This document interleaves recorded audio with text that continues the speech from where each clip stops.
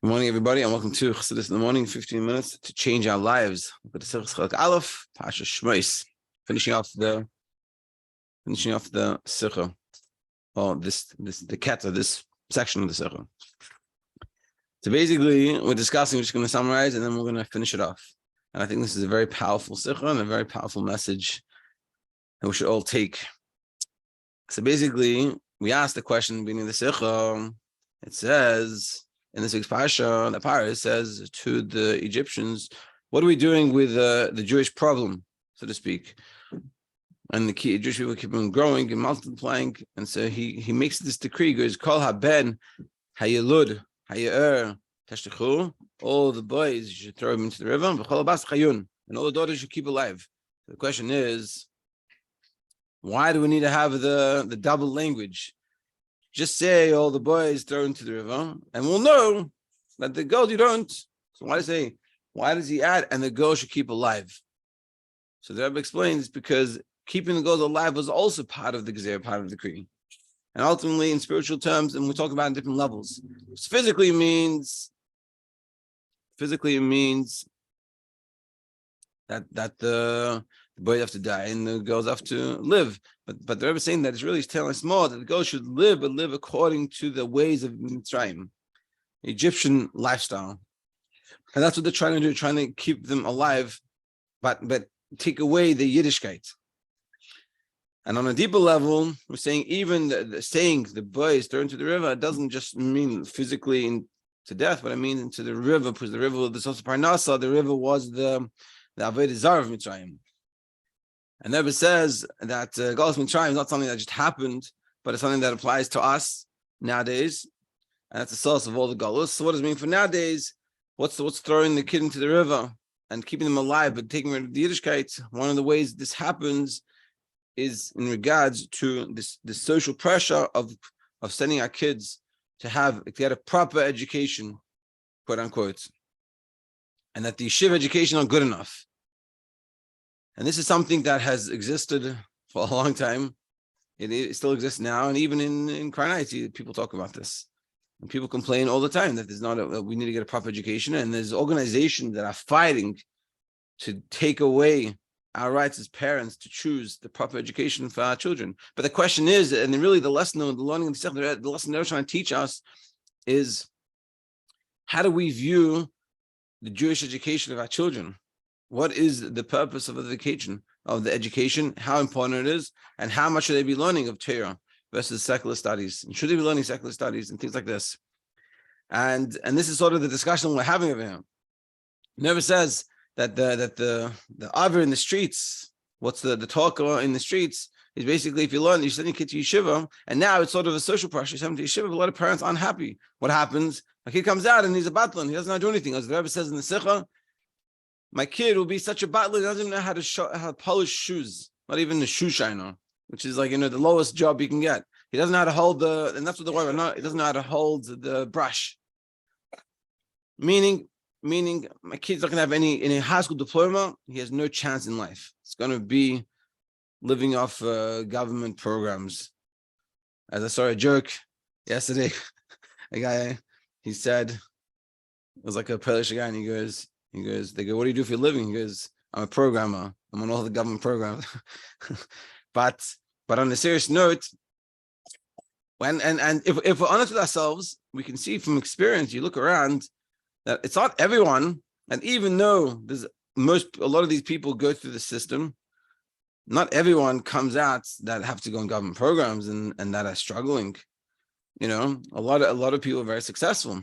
Now, the point I think I'm trying to bring out is that just because you went to yeshiva doesn't mean you're a batlan. And I think a lot of the negative outcomes of going to yeshiva, people feeling they're inadequate, a lot of it is self-talk and self-made, and also it comes with not learning properly in yeshiva. That's a very important factor. You can't say I'm just going to go to yeshiva and waste all my life. And I've seen that happen plenty of times, unfortunately. And as I said in the beginning of the week, that I have a friend teaching yeshiva, and he said yeshiva is not a place for learning, because I thought I was hired to teach, but I realized it's like a youth hostel. So if a person goes to the yeshiva or to seminary as just like a youth hostel, So then you can't come and complain that I don't have any skills. You didn't gather the skills you're meant to get.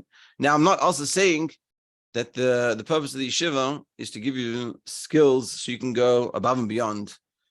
The purpose of the yeshiva is because yeshiva, that's the foundation of Yiddishkeit and Torah mitzvahs. Now it keeps Judaism alive. And that's what they were trying to destroy in the times of Pari. And that's what we have to understand. When we're sending our kids to yeshiva, we're continuing the Jewish legacy. And the yeshiva experience is a very important one.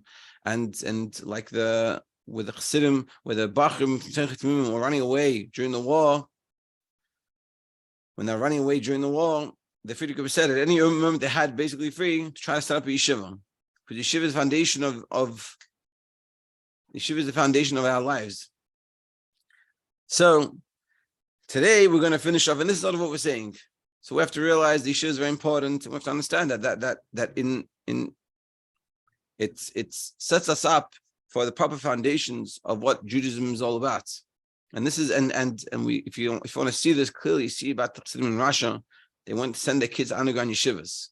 They didn't send them to underground yeshivas so they become a Talmud Chacham. They didn't send them to underground yeshivas because it's fun. They didn't send them because they want to get extra prizes. They did it because they understood that yeshiva is the only key to success for Judaism and the continuation of Judaism. And that's what they did. And you can read a lot about it in Samarkand and a few other places nowadays. There's plenty of stories about it. And the Messiah never had. And a lot of the Rabbanim and a lot of the Mashvin that we have nowadays learned in these underground yeshivas. That had a real big impact. Yeah, to finish it off. And now today we're going to finish it off. And the Rebbe ties it in perfectly with women.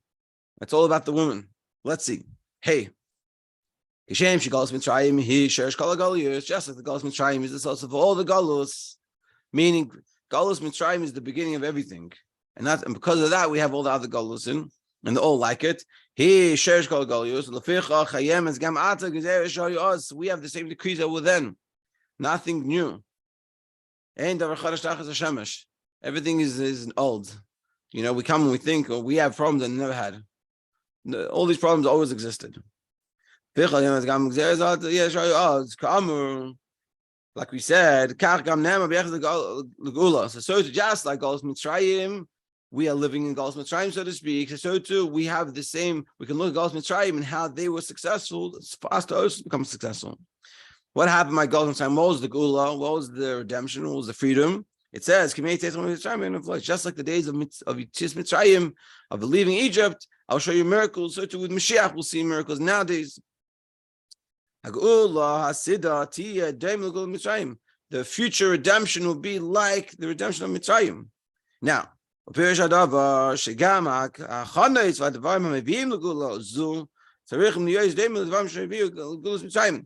the way they were freed, the preparation they did to get free, we can learn from that what we need to do to prepare ourselves to be free. So we don't have to figure out new ideas. We have to realize that it's always there and look back over there and what happened then, how were they successful? And we're going to see, and that's how we can be successful. Now we're going to explain something here that we've all heard, but when you think about it, it's like a wild idea. Let's see. In regards to Galus Mitzrayim, it says, because of the righteous women that were in that generation, that's why we were redeemed from Egypt. That's what it says. Now, what did these righteous women do? Why were we redeemed from Mitzrayim? Because of the righteous women. They brought into the world a generation of Yidden. When Parah comes and makes a decree, all the sons should go thrown into the river. What do? They say like this. They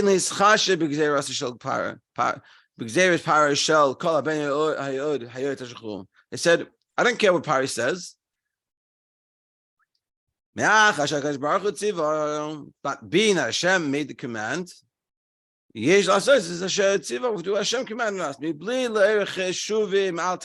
not to think about the ultimate of it. Because of these righteous women that were freed from Egypt. So think about this for a second. What are we saying?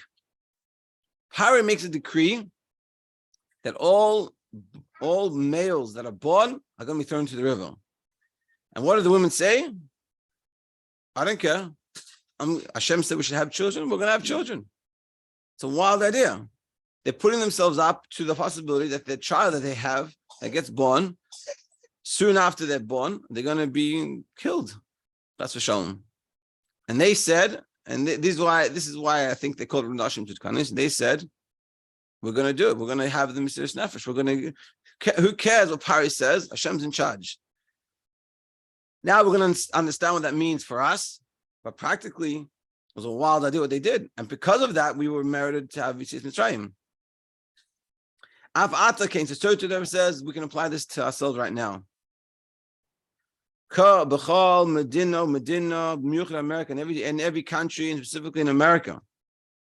Ein lases mishka rav lishoin hasher b'Medina lases cheshuvim tachlis. Don't think about what's going on and what the people around us are saying, or what's the American culture saying, and what we have to have to be a good, upright, standing citizen, and what we have to learn, what's acceptable. What are the standards of the public school, and we should learn from that. Chas v'shalom, chas v'shalom.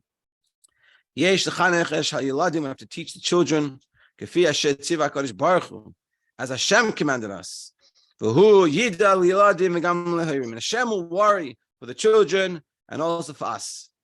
We have to realize that our job is to raise them up to be healthy from Yidden. And not just the minimum basis, so then they can move on in life and do other things, but that their whole life is Torah and Yiddishkeit, and not in a superficial way, but in a real pneumistic way.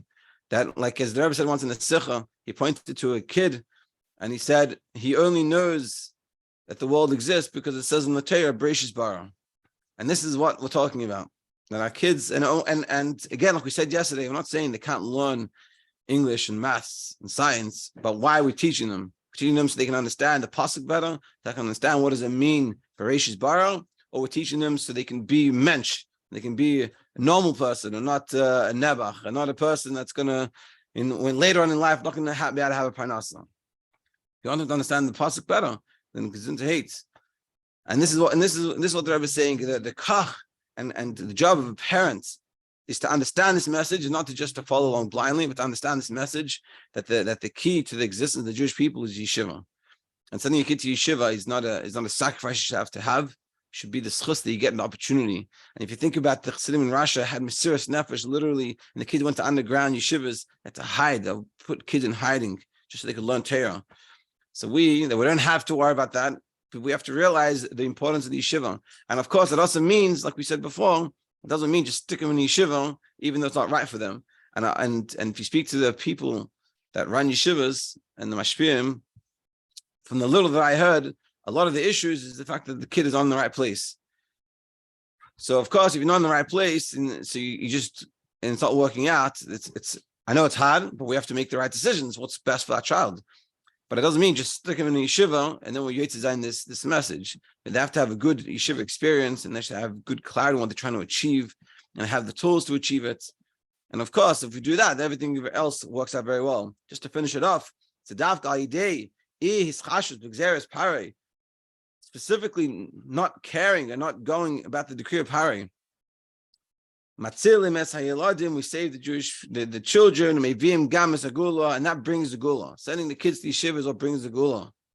Haklalis, the general gula, the Chol Am Yisrael, to all Jewish people, through Mashiach, the Kar Mamash should happen immediately. Just a quick story, just to finish it off, that in the 40s, they had the same way we had very recently these decrees of they wanting to making the yeshivas have to teach all these secular studies. In the times of the Friedrich, the same thing happened.